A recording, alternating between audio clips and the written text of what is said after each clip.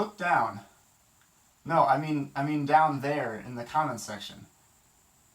This is a YouTube video after all. Frequent visitors to the site probably are well aware of what goes on down there and know that it can be a scary place most of the time. Regardless of the topic of the video, people find a way to argue over it, and it can get pretty heated pretty quickly. And most of the time, the people who are arguing don't know each other in real life. So why does this happen so often? Today we're going to take a look at the disinhibition effect and why it's so prominent in today's society. It'll explain why this aspect of interpersonal conflict is so relevant to things like these YouTube arguments. I'll discuss both sides of the disinhibition effect, why it's becoming more and more prominent, as well as some of the best ways to avoid conflict from the effect.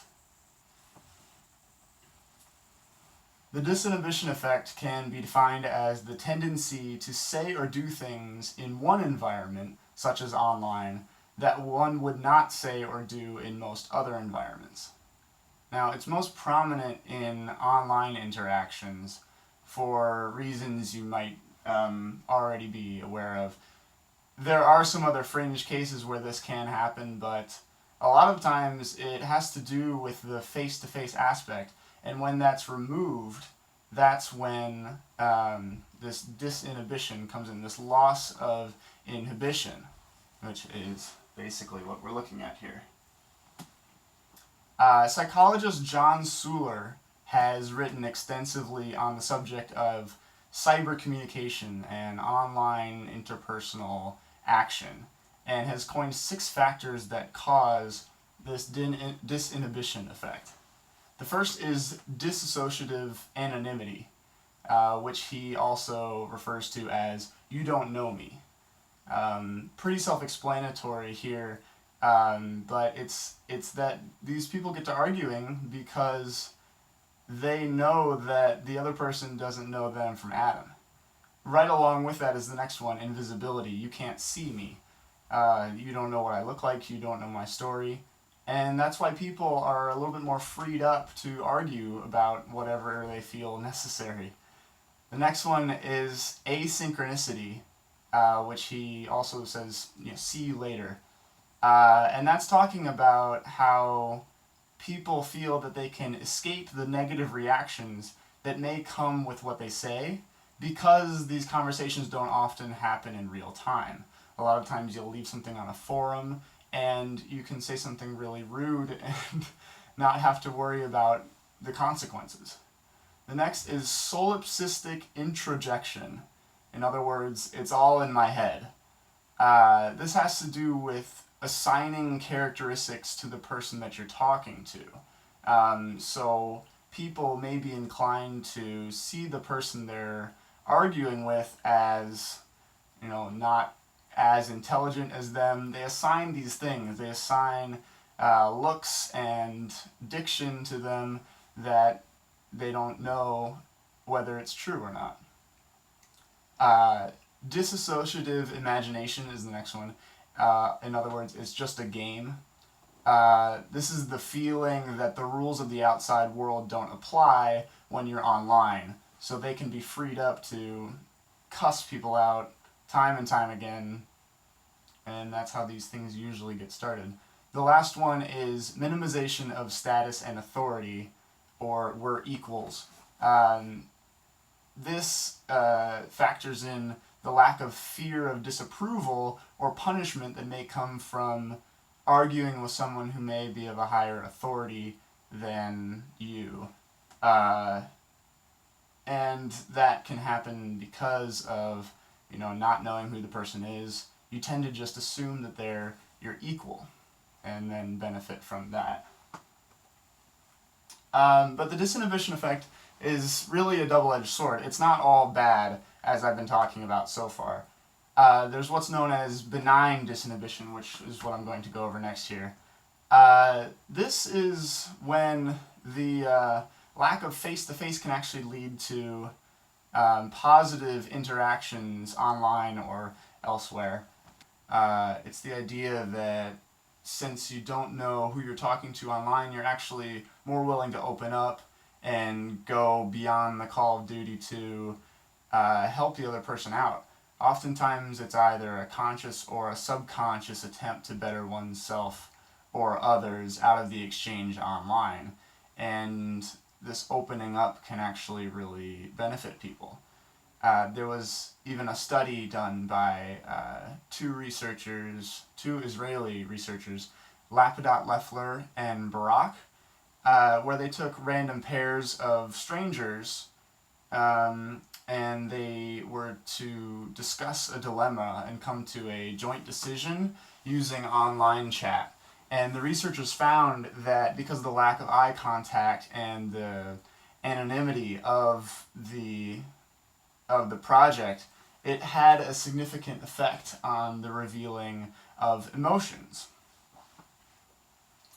And then there's toxic disinhibition, which is what I've mostly covered so far. It's arguably more common than benign disinhibition, and it's the use of rude language or threats online, the kind of thing that scales up really quickly. I've gone over any threats, any just speaking out against somebody. But it can also be exploration online of dark parts of the web, including just crime sites, any Google searches that somebody might not be willing to go into, say, a library and look for something, or pornography too is an example of this, where somebody might not be willing to do this in a real life thing, but online they feel safe in doing it. Next we'll go over the prominence of the disinhibition effect, why it's so important to think about in today's society. The communication online in general is growing, and obviously because of our dependence on technology and everything that's taking off there.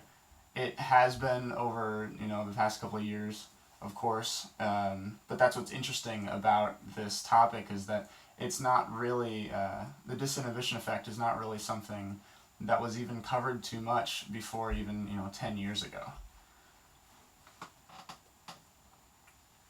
So we'll look at a few ways that you can avoid conflict from potential arguments or things that could come from the disinhibition effect online. Advice that the book gives is to not respond right away if something that somebody said has made you angry. This kind of impulse response can lead to things that you'll regret saying or that may come across as too harsh. You want to clarify anything that might not be understood between the party you're talking to. And this can also kind of be done in your head. The book didn't really go over this, but I feel like it's important to note that a lot of times it's all about thinking it out and thinking, well, is this really what the person meant? Or am I just thinking of it the wrong way? Sometimes things that are said through text can come across more harsh than they were actually meant. You want to also put yourself in the other person's shoes. That's the third step. You want to think about what your words that you're writing out can mean to the person you're aiming them towards, and if they might be hurt by what you're saying. And then you can use emoticons to express your tone, which I thought was a little funny that the book was pointing that out. But depending on the situation, if this is a business email, may not be the right place or time. But YouTube comments, of course, it's a good way to avoid those kinds of things, any tribulations that might come through. You don't want to get anything started that you don't want to. So,